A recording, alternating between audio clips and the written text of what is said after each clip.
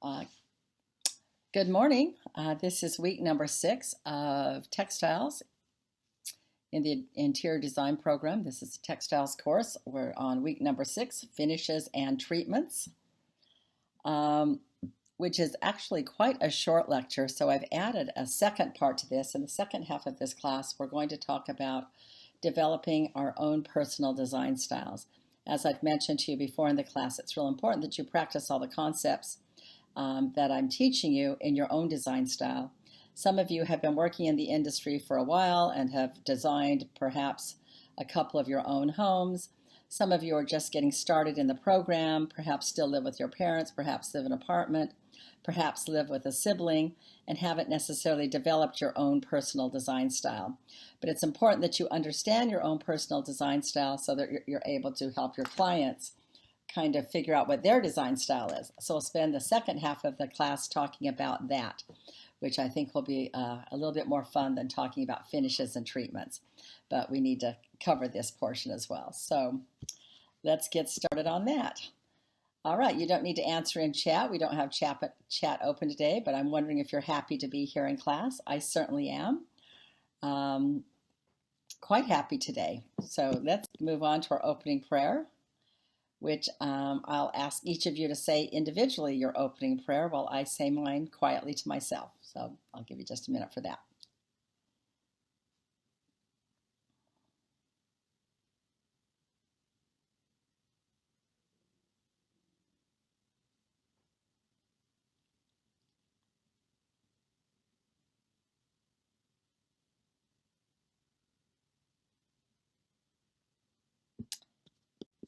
All right, let's move on. Reviewing a little bit about what we learned about last week. We talked about fabric design, how a fabric looks last week, and I mentioned we talked about toile a couple of different times. Toile de Jouy, which is a wonderful French fabric from the mid-18th century that's actually still in wide use today from the city of Jouy, France. One of my students last year absolutely loved toile de Jouy, and she shared these pictures with me from her wedding. She had her bridesmaids were dressed in toile de Jouy. Her wedding announcement, the inside of the envelope, has the toile de Jouy printed on the inside of the envelope. The pink photo, which is quite out of focus, I'm sorry, shows black curtains made out of toile de Jouy, and the image on the right shows Christmas fabric in her home made out of red toile de Jouy. So a wonderful, wonderful design element from what we talked about last week. So let's get caught up to where we are on our lecture today. Of course, we had our first class on aesthetics, the characteristics of fabric, and we talked a little bit about sustainability. That was week number 1. Week number 2, we talked about fibers, those natural and man-made fibers.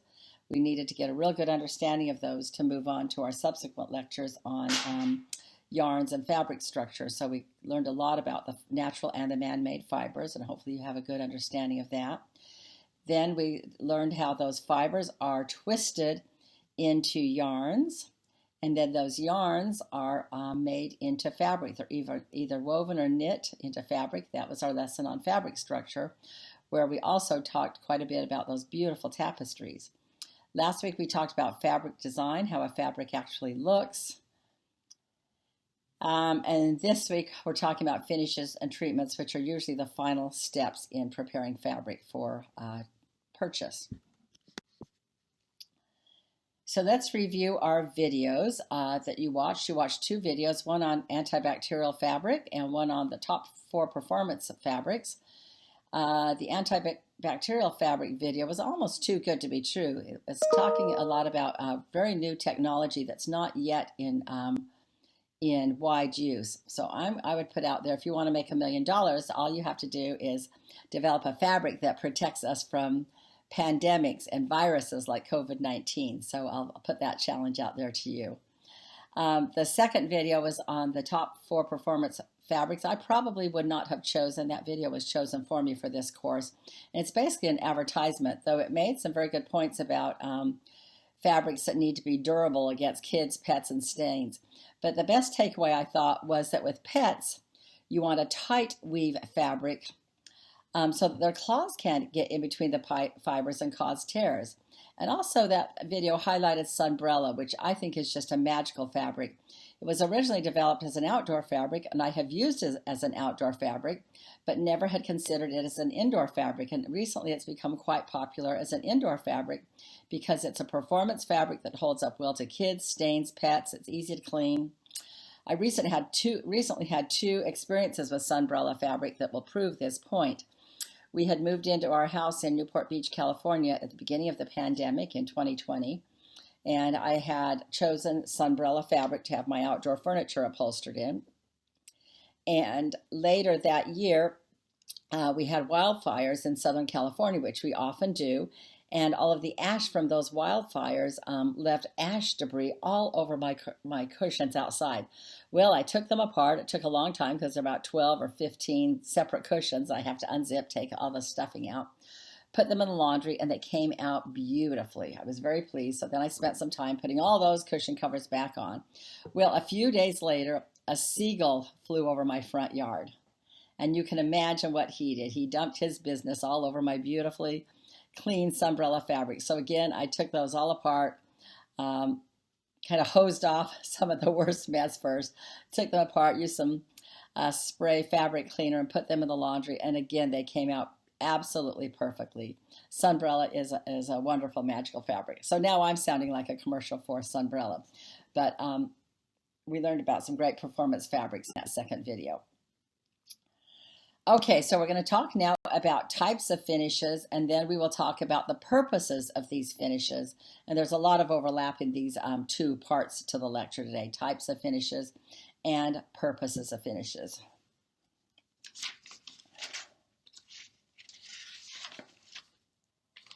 Okay, we have 4 types of finishes that we're going to review today. And they are standard, aesthetic, functional, and backing and lamentation. Okay, so we'll review some of the specifics of these. So basically, standard finishes are when the finish that is put on the fabric, giving it a softness or a sheen. It gives it the right hand, which we'll talk about a lot today. The right hand. The hand of fabric is the way that it actually feels in your hand. The way it drapes or does not drape. The way it feels when you lift it up is called its hand.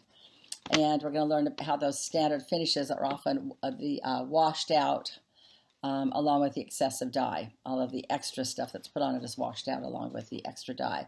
Our aesthetic finishes are when we embellish an already usable fabric just by adding something else to it. That's a type of a finish. Number 3, a functional finish would be after treatments that don't affect the hand of the fabric or how it feels, but that would be a soil repellent finish or a fire retardant finish.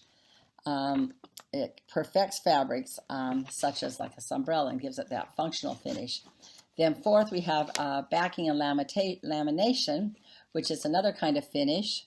That is when usually a plastic coating is put on the fabric to give it a particular characteristic. And that does, of course, that is going to change the hand. So let's look at a few slides that illustrate these a little bit more. Back to standard finishes, the first of our 4 types of finishes.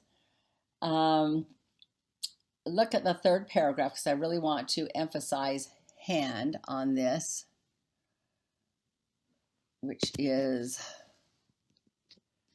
now I'm not seeing it. Yes, it's actually, the 3rd paragraph. Fabrics can be finished to achieve different levels of softness, stiffness, or sheen. The hand and appearance of the fabric depends on the tension under which the fabric is held and the speed at which it is allowed to relax during the various steps. So those all determine the hand, or the way that it feels in your hand when you touch the fabric. The way that it drapes or does not drape is the hand. So standard finishes are when some of the excess chemicals are washed out of the textiles and a few other things could be added to the textiles. On wool flannel, let's read a little bit about wool flannel. It's stiff, rough, has open cells when it's made. Essentially, it's not yet a flannel, so it needs to have a finish put on it, one of the standard finishes, to make it feel like wool flannel. They kind of have to scour it, and they nap it to give it that finish. So I want you to pull out your swatch book and look at number 72 in your swatch kit so you can get a feel for what a napped surface feels like. So turn to 72 in your book, and I'm doing the same thing in mine.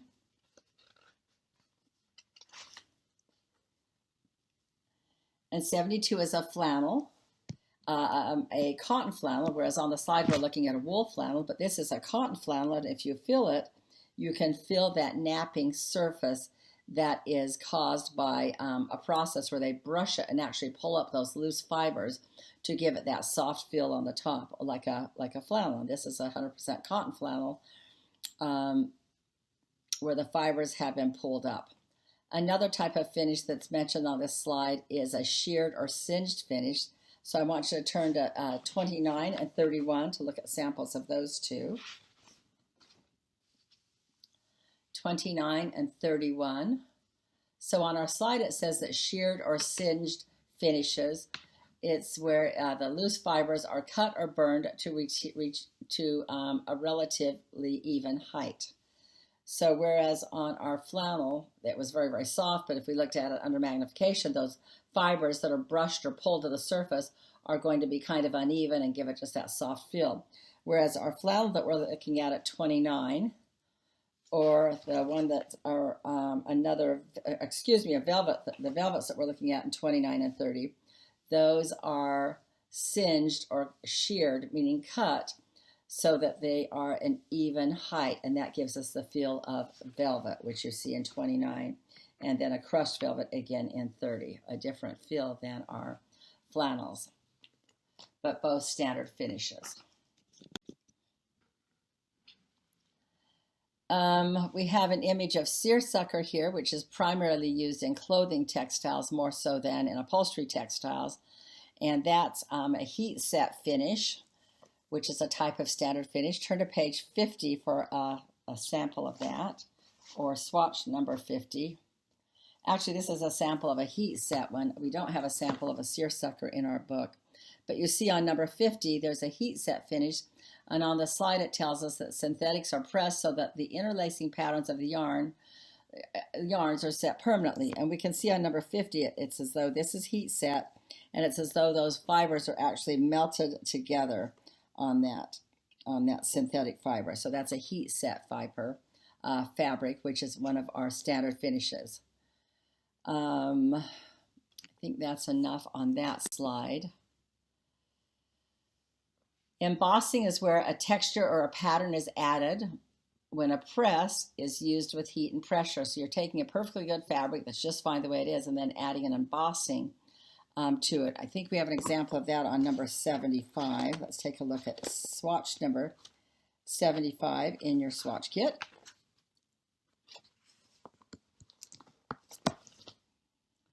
And that shows a vinyl wall covering that has obviously been heat set and creates this wonderful wallpaper. So they've added all these little fibers onto it that are the embossing that add kind of something to the basic texture already for a wallpaper. And the process for a moire, which we're also seeing on this slide, is like a watermarked look, and you've got that in number 7 in your swatch book. And that's done with it when the two faces or fronts of the fabric are actually pressed together so that the image from one kind of gets pressed onto the other. And sometimes that's printed on. It can be simulated through printing, but I think the one that we have in our book is actually a moire that is done in the traditional way. So look at number 7 for a beautiful example of a satin moire. And you can see kind of that watermarked appearance on that moire. It's kind of a fascinating process how that is created.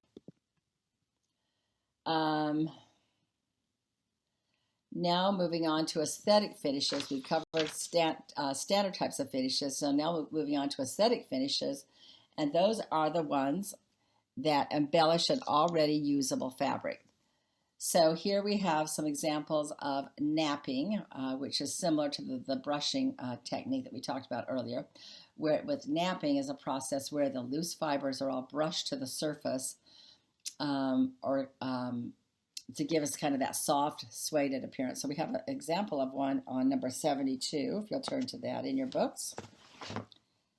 And it's that same flannel that we already looked at. And 39 is another example of that, where we have a simulated suede. It's a kind of an ultra suede, not a real suede. I've got a boot here that's made out of a real suede, where the suede is actually brushed or napped, bringing those soft fibers to the surface, and it gives you just such a nice texture. Our slide also talks about a distressed leather, where leather goes through several finishing processes necessary to impart the worn age or appearance, and that's what we're seeing on that leather chair on the far left, is kind of a distressed leather. I happen to have here a Coach backpack that I've had for well over a decade. I've probably had this 15 or 20 years, and it's just distressed naturally on its own. The leather on it is such good quality that it has a distressed look now without looking terribly worn out for a backpack that I have used for years. It's been all over the world with me, but it's held up beautifully and it's taken on that own distressed look. But that distressed look can be put on leather when you buy it to give it that worn appearance without actually wearing it out. We won't spend any time with glazing or a chintz look. We don't have a sample of that in our books to look at. Now moving from standard finishes, aesthetic finishes, on to functional finishes, which are after treatments that don't affect the hand. And what does that mean? As I told you already, it doesn't affect the hand. It's not going to affect the way that the fabric feels. So let's look at some of those functional finishes. We have a sample in our book of number 45. Please turn to that one. That's a beautiful glazed chintz, excuse me. And it has, what sort of finish is this? It has a Scotchgard finish, which is going to make it so that it's stain resistant. So if you feel that, it still has a nice hand to it. It's still going to drape rather nicely. And this finish that's put on it should not substantially change the hand to it.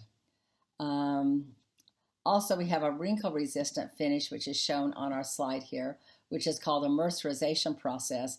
And you can buy really nice wrinkle-free shirts from Costco and Nordstrom that are just wonderful. You wash them and take them out of the dryer and just hang them up, and they don't wrinkle.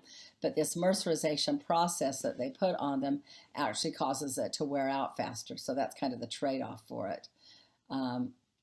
And it also it lowers the soil release properties of the fabric. So you kind of have to choose on that shirt if you want it to be soil resistant or if you want it to be wrinkle resistant. I would probably choose the wrinkle resistant so that it doesn't have to be ironed.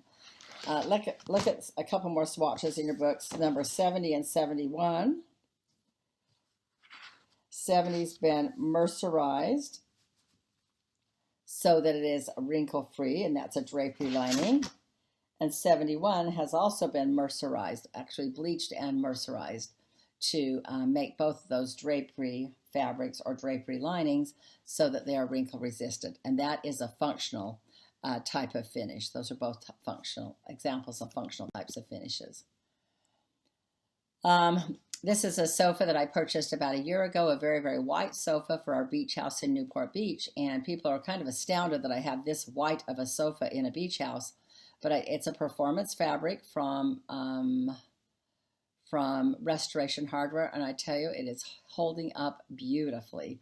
Our grandson wiped some pink strawberry yogurt all over it one day, and that pink strawberry yogurt, I just let it dry up and kind of brushed it off, and it didn't penetrate the performance fabric at all. So really very, very good functional after treatments on performance fabrics today.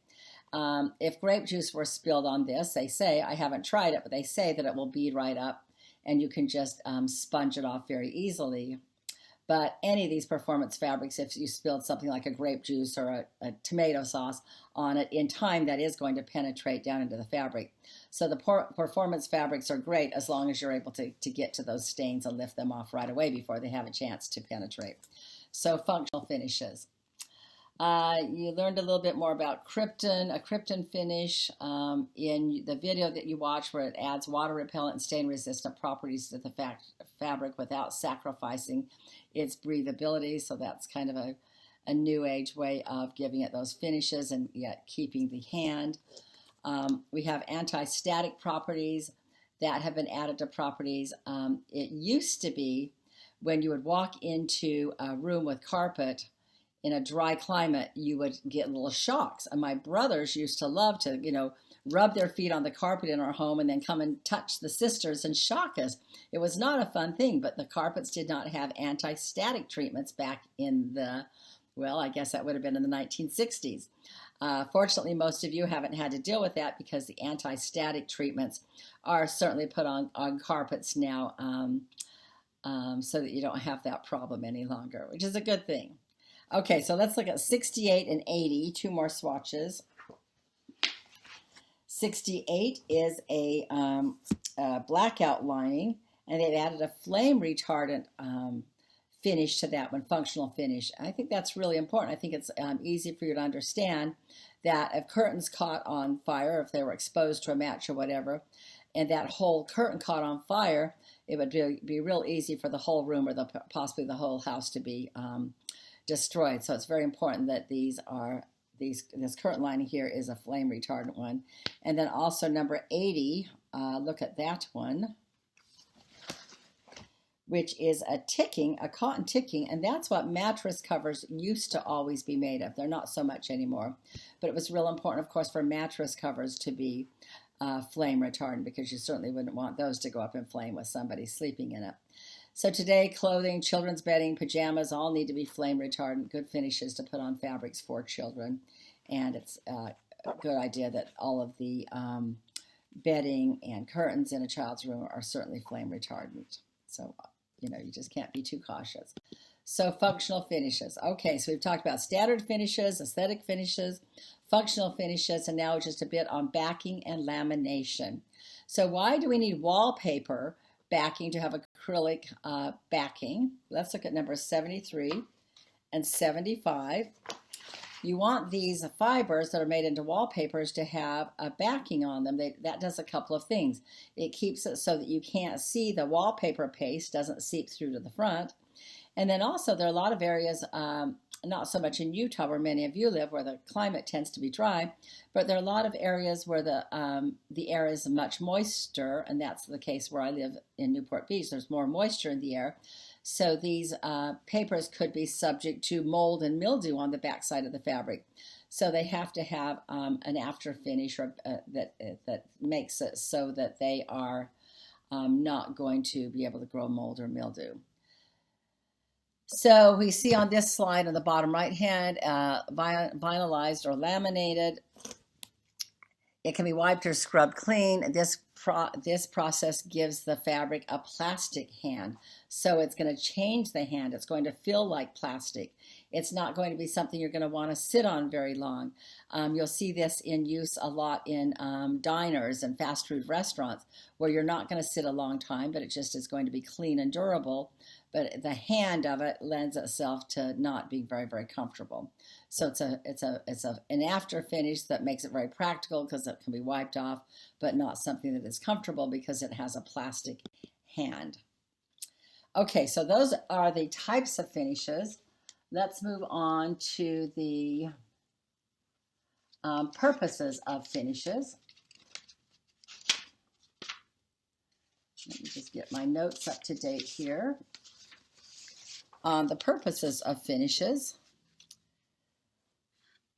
So we have finishes that change the appearance of the fabric, finishes that change the hand of the fabric, and finishes that change the performance of the fabric. And like I said, this overlaps a little bit on our types of finishes as we talk about the purposes of the finishes,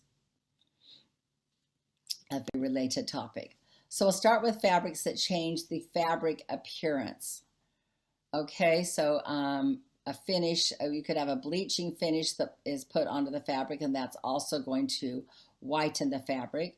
You could have an optically brightening finish that puts on the fabric. That's going to whiten it and brighten it as well, similar to a bleaching process. We have a glazing finish, which produces a sheen by using a friction calendar that leaves it quite shiny, like some of the chintzes that we use today have that shiny finish on them. We talked about a moire, produces a wood grain design or a watermark look by using heat and pressure from metal rollers. These are all finishes that change the appearance of the fabric. We also have embossing, where flat or raised designs are created. So we're talking about perfectly usable fabrics that are just having their appearance changed by adding a particular finish to it. We also have finishes that change the fabric hand, and you already know now what that means. That means how the fabric actually feels. So embroidery can be added to fabric, and that's going to make it feel a little bit stiffer, weigh a little bit more, a little bit less flexible, especially if it's heavily embroidered. That's where designs are actually stitched, usually by machine, to the surface of the fabric. So embroidery is considered a finish that changes the fabric hand. We also have shearing that we've already looked at when we looked at the velvet samples. The pile of the fabric has been cut out to create a soft hand. So we looked at velvet and velour last week, and we looked at velvet already today. Saw that it's sheared, so those little loose fibers are cut very, very even to give it that smooth, velvety, soft feel. Number 3 is brushing, which we talked about. It's a finish that changes the fabric hand. It's typically done to remove extra loose fiber ends as it's brushed, but you still get like a soft surface that we looked at in our suede leather. And napping is where the fiber ends are raised through the use of rollers and bent wires to create a lofty, soft hand. And we have that feel in some of the flannels, cotton flannels and wool flannels. So those are finishes that actually change the way that the fabric feels, or they change the fabric hand. We also have finishes that change fabric performance.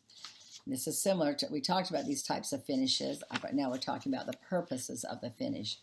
We have finishes that aid in wrinkle recovery. That's that mercerization process. We have finishes that change the rate at which fabric will shrink. We have finishes, of course, that we already talked about that make fabric soil and stain resistant. We have finishes that make it water repellent, and certainly flame retardant, a very, very important finish that is used quite often. When you are working as a designer, and you're working with usually different commercial applications, office buildings and such, or hospitals, or you need to become very, very aware of the fire codes in that particular county or jurisdiction in which you're working, because those fire codes will often dictate where you have to use flame retardant fabrics, so something that you will become very familiar with in time. Okay, so those are our types of finishes and purposes of finish. So we cover the 3 purposes of finishes. They change the appearance, or they can change the hand, or they can change the performance. So we've looked at quite a few of these slides, quite a few slides that illustrate these 3 purposes of finishes. So now I want you to think back to our last couple of classes. 2 weeks ago we talked about fabric structure, how cloth or fabric is. What would be the answer to that? And then the second question would be from last week's lesson, fabric design, how cloth or fabric blank.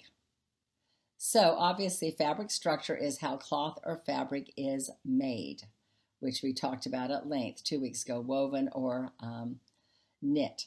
And then last week, fabric design, how cloth or fabric actually looks. And then after that, the fabric is finished or treated to change its appearance, change its hand, or change its performance with the after treatments, which are the last step in making the fabric. All right, now let's turn to the second half of our lecture, which will be a little bit more fun, I think, than talking about finishes and treatments. We're going to talk about your design style. What is your personal design style? All right, so let's move on to that. And in this particular class format, I don't have the one-on-one contact with you like I do with my Zoom students. So I have my Zoom students for this class send me some pictures of things that they like in their own home, and then we use those pictures to help them develop their personal design style. So let's look at some of the broader categories that are in use today for design styles, and then we'll put some of the pictures that I've gathered. I want you to be thinking, maybe take pictures of the next 4 slides. Picture of that. I'm going to go back to that for just a minute so that you can take a picture of the characteristics of a rustic personal design style. Our next one is traditional, and I want you to take a picture of this one if you haven't already. So a traditional design style, as is shown in this picture, is timeless and classic. It's comfortable, it's elegant. We see symmetry, we see bookshelves in this case on either side of the door. Often we have dark wood tones, unless it's more of a coastal look, which this one is. Then we're going to see kind of beachy, more of a beachy look with lighter tones in the house. So traditional beach house would be, or traditional coastal would be a subcategory. Or traditional colonial would be another subcategory. Which my slide, that seems to be cut off of this slide, but on the bottom of it, it says colonial, which is where you would have a traditional style where you have added perhaps handcraft items. So take a picture of this one if you haven't done so yet. Traditional. So that's our second of 4. Now our third of 4 would be modern. As is shown by this image, we have simple, clean lines, very, very clean lines without a lot of clutter. We sometimes incorporate natural elements into a modern aesthetic. They'll often have steel, chrome, and glass, especially in homes. You see a lot, modern homes, you see a lot of glass, steel, and chrome. A Scandinavian look, which is kind of described by less is more, would fit into a modern aesthetic. The modern farmhouse today, which is similar to the rustic farmhouse that we already talked about, but this one is less vintage than farmhouse and a little bit more linear. An industrial and minimalist look often is incorporated in this category, where it's a modern with metal and wood. And I've had one of our daughters lived in a converted loft in downtown Los Angeles. It was formerly a biscuit factory, and this was a very industrial look with exposed pipes and concrete floors. So that fits into the modern category with being the industrial semi-category or subcategory. All right, so take a picture of this modern slide if you haven't done so yet. And I will move on to our last of these 4 categories, which is eclectic. And this is a picture of an eclectic room where you have elements from all eras. You can use a variety of colors, designs. You're using a deliberate mix of different designs. And it's a little bit tricky.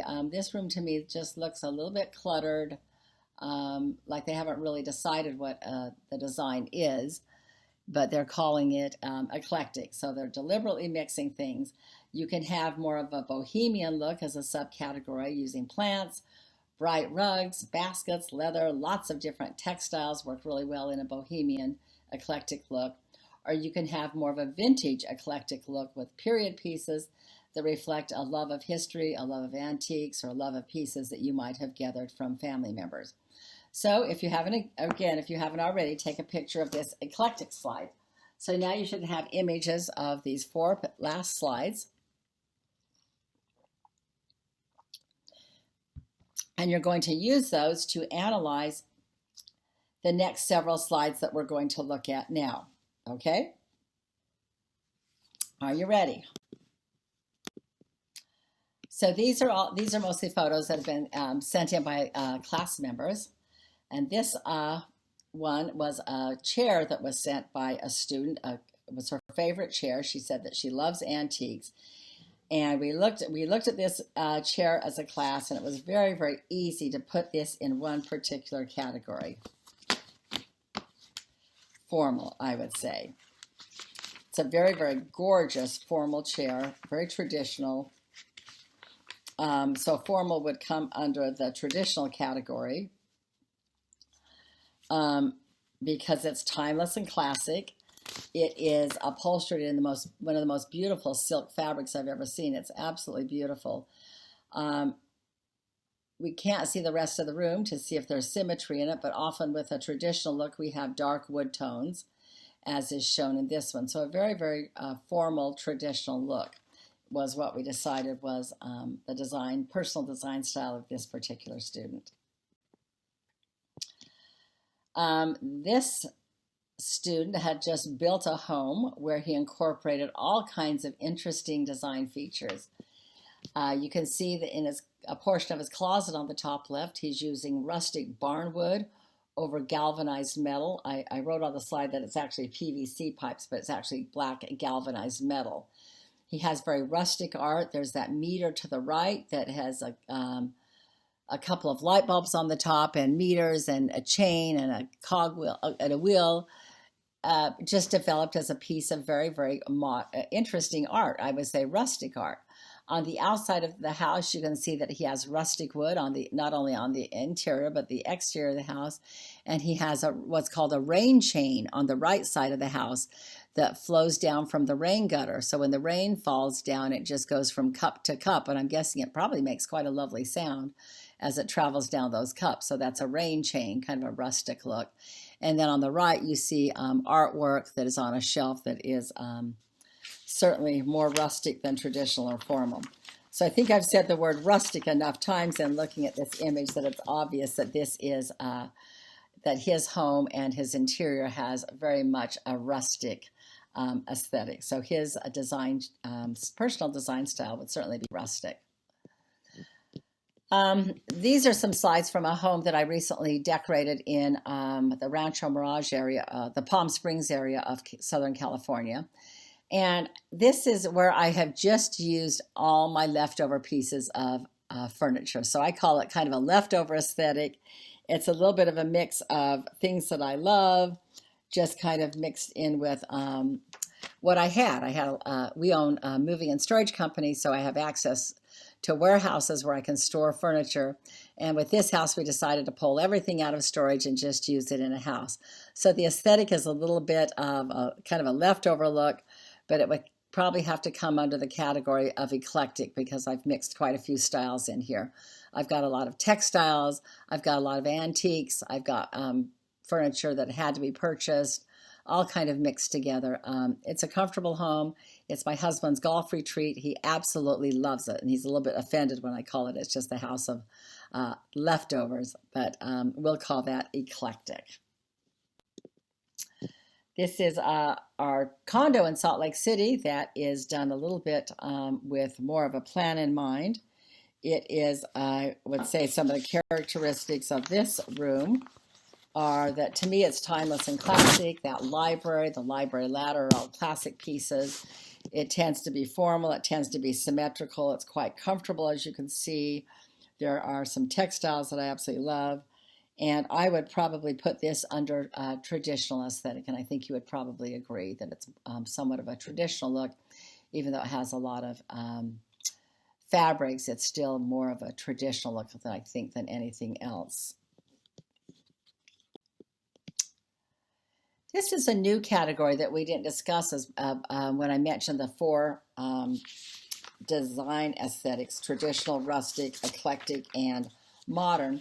This is kind of we call this a subcategory of modern. This is a new look that's gotten very popular in the last decade called modern mountain or mountain modern. I hear it both ways, mountain modern, where you have these large windows and these high ceilings in a modern aesthetic, but there's a warmth to it with darker woods, maybe less metal. So this mountain modern look has become a very, very popular subcategory of modern. There are even, when you go to Park City, when you go to Aspen, when you go to Alta, there are new furniture stores that are called Mountain Modern that sell furniture and furnishings just to accommodate this particular look. It's quite attractive and has become very popular more in alpine, high mountain areas, Mountain Modern. This is a very warm and inviting room with just a simple white chair in it.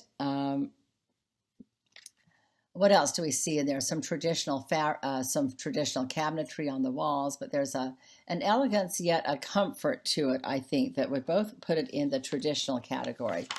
A student sent this picture in to me. It has elements that are traditional. It's timeless and classic, just good lines on a chair. It's comfortable and elegant. There's probably symmetry within the room. Generally with traditional, we have darker wood tones, but if it's a coastal subcategory, then it's more of a beachy look with lighter paint and lighter cabinets, and as we see the white here. So this would be kind of a coastal traditional design aesthetic that may or may not be something that you like. I absolutely love it. Another student sent me this image, and it's obviously a very, very industrial look. And that industrial look comes under our modern category, doesn't it? Where there's a lot of metal, there's some wood, very, very simple, clean lines. A lot of clean lines shown in the lower area. And in the upper loft area, you see that fabulous staircase leading up to the upper area. Natural elements would be shown in the wood. There's not a lot of that, but industrial look is modern with metal and wood added. And you're seeing so much metal in this room that gives it that very industrial look, similar to my daughter's condo where she lived in downtown Los Angeles. That was a converted warehouse, very, very industrial looking. Another student sent this one in, and she said it's just a small portion of the room, but when we look at this portion of the room, I think we see a modern aesthetic. We're just seeing a very, very modern piece of art sitting on two books in a nice bookshelf. So we're seeing simple, clean lines. We're seeing natural elements. It looks as though that sculpture might be made out of stone. So very, very natural elements and simple, clean lines. So I would guess that the look that she was going for here would be a modern aesthetic. And you can choose to agree or not. Another student sent in this picture. It's a look that's very, very similar to my kitchen in Newport Beach, but I said, yours is so clean and tidy. And she said, I certainly cleaned off all the counters before I took the picture to make it look so clean. So what are you thinking when you look at this particular one? I would call that probably modern farmhouse. It's not as stark perhaps as a modern aesthetic, but so it's less vintage and more linear than a traditional farmhouse. So I would put that either under modern farmhouse, which is under the modern category, or a traditional farmhouse is under rustic, and this one definitely is more formal than that. So I would call it probably a modern farmhouse look, but certainly with a warmth to it. Okay, so we've had a chance to look at some personal design styles, and I wish that I could see what your personal design style is and kind of help you look at the way that you've decorated and see if you have chosen what your personal design style is. And again, the point of doing that is you need to understand your personal design style before you think you can help your clients figure out what their design style is. So to further do this, we're going to go through kind of a quiz now to help you develop what your personal design style is. And this is going to be a little bit tricky to see on a slide, so maximize this as much as you possibly can to prefer. So let's assume that you have chosen the one on the left, and then we're going to follow the arrow down. What do you prefer on your walls? Okay, so then you're going to have to choose if you're taking this route. Not a lot. I like simplicity, and that's going to take you directly to the modern category. If you've chosen the dining room on the left, you don't like a lot on your walls, you probably prefer a modern aesthetic. But if you tend to put a lot of things on the walls, you like to display all your favorite things, and you've chosen the dining room on the left, then you're going to go over to the bedroom aesthetic. What is your favorite bedroom aesthetic? And from here, you've got to make three choices. Classic chandelier with soft light bedding, and that's going to take you right down to the traditional category. Or if you are going to choose shiplap and galvanized materials, that's going to drop you into the rustic category. And then your other option off that bedroom is if you like mixed pieces, quilts, macrame, and bold colors, that will take you down to the eclectic category. Okay, so a lot of ways, different places that you could end up by choosing trendy department stores on the top and then following it down through that dining room on the left. So go back up to the top now again. If you prefer to shop at antique malls, flea markets, and secondhand stores, you're going to follow the arrow over to the right. And then you have to choose which of those two living rooms appeals to you the most. Okay, so the one on the left is kind of a nice mixture of different textures, a little bit on the rustic side, and the one on the right tends to be leaning a little bit towards modern. So you have to choose which of those living rooms appeals to you the most. If you've chosen the one on the left, you're going to go down, follow the arrow down. What's your go-to color palette? If you choose neutrals, you're going to follow the arrow to the left, or if you love color, you'll follow the arrow to the right. So assuming that you chose neutrals off of that first living room, you're going to go down and again make a choice out of those 3 bedroom aesthetics. Classic chandelier, which is going to take you traditional. Shiplap and galvanized materials will take you to rustic.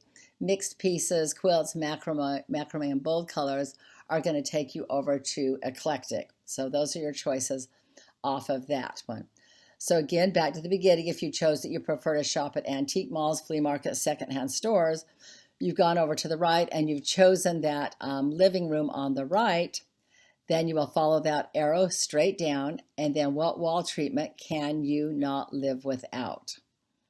There you have to choose the wainscoting, and again you follow that arrow to the left, choose which of those bedroom aesthetics you prefer, and that puts you in one of those 3 categories. But if you're going to choose funky wallpaper, that's going to drop you right down into the eclectic category. So this is a very simplified way of kind of going through this exercise. Should help you kind of figure out what your design style is. And like I say, the category we could add to that, which would be in the modern category, would be mountain modern, which isn't really covered in this chart. But it's just kind of a simplified way to give you an idea of what your personal design style is if you don't know already. And you might have surprised yourself by the choices that you chose and by the end result that you got to, and it might have put you in a category that you wouldn't have necessarily chosen. But if you look at the steps that took you there, the end result probably is a pretty good indication of what your personal design style is. So you can take a picture of this slide if you want and kind of play with it and go through it a couple of times and see if it kind of pans out into what you think your personal design style is. And the category that's covered on the right by my image is eclectic, in case you can't see that very well if you take a picture of this slide. Okay, again, why is it important that you understand what your personal design style is? You need to recognize elements in the way that you design so that you know what your design style is, and then you'll eventually be able to do the same thing with your clients. But it helps if you kind of understand it with your own personal design style first. And that's why we have gone through this exercise, and also because I couldn't think of enough information to talk about finishes and treatments to actually fill a class. And even with adding this, it's a bit of a short class today, isn't it? All right, so